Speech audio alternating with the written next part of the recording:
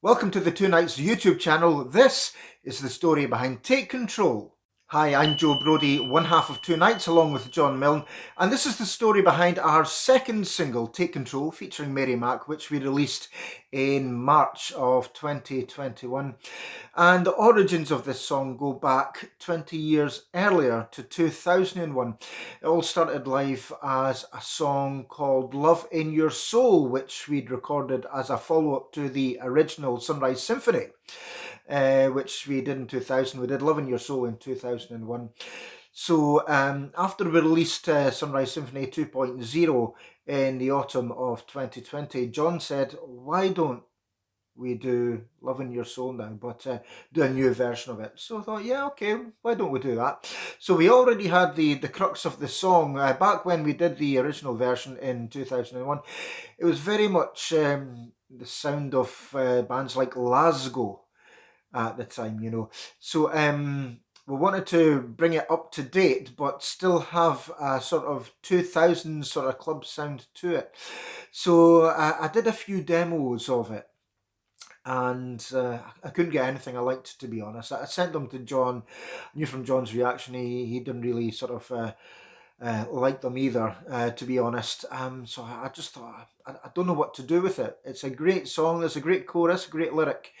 I just didn't know what to do with it. At one point, I actually had some 80s sounding drums in it. It was, at one point, one of the demos sounded a bit like a Stock Aitken Waterman production, which wasn't being too bad, but it was not the thing we were sort of going for the Two Nights project. So John said, well, remember the band Future Breeze? Something like that. And I knew exactly which song he meant. They've had loads of songs. I knew exactly what song he meant. So we did this demo with this big, huge synth riff in it, and a little pause, and then more of the synth. So I thought, I think this is the sort of thing John's talking about. So actually, I did the full production on what was going to be the demo. I just thought I'm going to have to go all out so that when I send it to John, he can hear exactly how the riff sounds and how every part sounds in the full production. So I did that, sent him it, and he said, yep, that's what I was looking for. So I thought, that's great. That's something we can start building on. So next, we needed a vocalist. We had thought about using the original vocalist for Love in Your Soul, and that was a local singer to Dundee called Gemma Shoesmith, now Gemma Nelson. She used to sing years and years and years ago. She doesn't really do the singing anymore, so we thought we're going to have to get somebody else.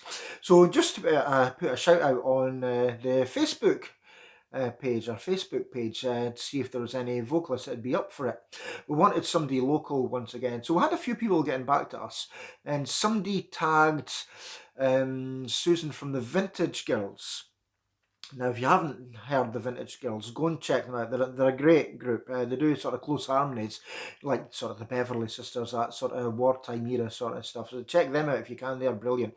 So somebody had tagged Susan in it, and she said, it's not really for me, but I'll pass it on to one of our other Vintage Girls, Mary McDougall, who did a lot of sort of vocals for dance music as well. So we got in touch with her. She says, yeah, I'd like to give that a go. So we sent her all the stuff, sent her the tune, a guide vocal, and the lyrics as well.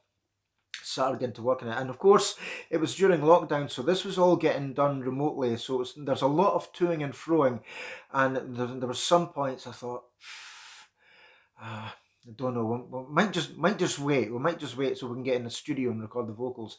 But we got there in the end with the vocals, send them back and forward. Can you do this? Can you do that? And Mary, professional as always, absolutely brilliant job she did. She sent her vocals through, and I just thought, that's exactly the sounds of the vocals that I can hear in my head when I was doing the demo. I thought, this is exactly how I want them to sound. So we're very, very happy with them. So we had the main chorus, and the way I'd written the new version was, it was more of a song, and more of a song structure. So there was space for a verse as well, and maybe a middle eight. So I wrote down some more lyrics, and I had this idea. I remember this song from about 93, 94 called The Power of Love by Q-Tex. And they had this sort of talky bit at the beginning. So I thought, I like the sound of that. We'll do that, but we'll do that as a verse. So I wrote this talkie bit for the verse, and Mary recorded it. But what she also did was she did a bit of harmonising as well, which fitted in with the chords. So she sent it back. I thought, yeah, that's really going to work. So I thought, put the talkie bit over the verse, and the second half of that verse we'll put the harmonies as well. So sent that to John. John said, yeah, good idea. However, why don't we have half the verse talkie, half the verse sung? So we did that.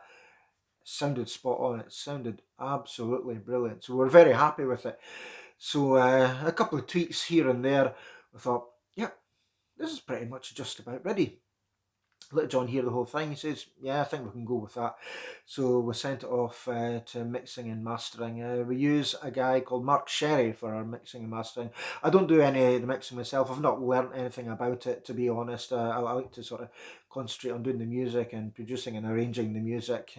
John's the same way with that. So we'll just hand the mixing and mastering out to a professional, somebody who knows what they're doing. So we use Mark Sherry for that. So he did an excellent job on Sunrise Symphony 2.0. So just asked him to do the same again with Take Control, and sent it back.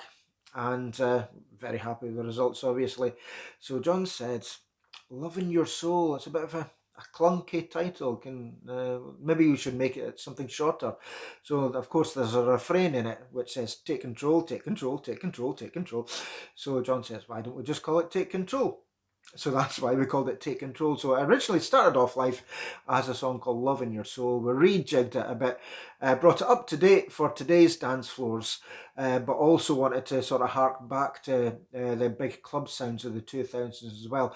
Obviously, we released it during lockdown, so there was no clubs open to dance to it. So once the clubs opened, we started playing it at our individual gigs, and it was getting quite a good receptions, and a lot of the DJs we sent it to as well were playing it, saying it had good receptions. It was getting some airplay on GBX and Callum Gallagher's Hit Party as well, and some other sort of internet stations and stuff like that. So, you know, we're indebted to all the radio jocks and all the club DJs that have been playing Take Control since we released it, because we did release it obviously in a time where there was nowhere to play it. So, you know, so it was included in live sets and stuff like that. So it was good. It was good to see actually how it did on the dance floor in the end. But that's pretty much the story behind Take Control, featuring Mary Mac. As I said, check out the Vintage Girls if you can. They are absolutely brilliant. And if you haven't checked out Take Control, it's available on all the usual digital platforms. Thanks for watching the video. Remember to subscribe and hit the button. We upload content every now and again. We're not that prolific at it, to tell you the truth, but we do upload content now and again. So hit subscribe, hit the bell, and get notified of any more content we do in the future. Thanks for watching the story behind Take Control.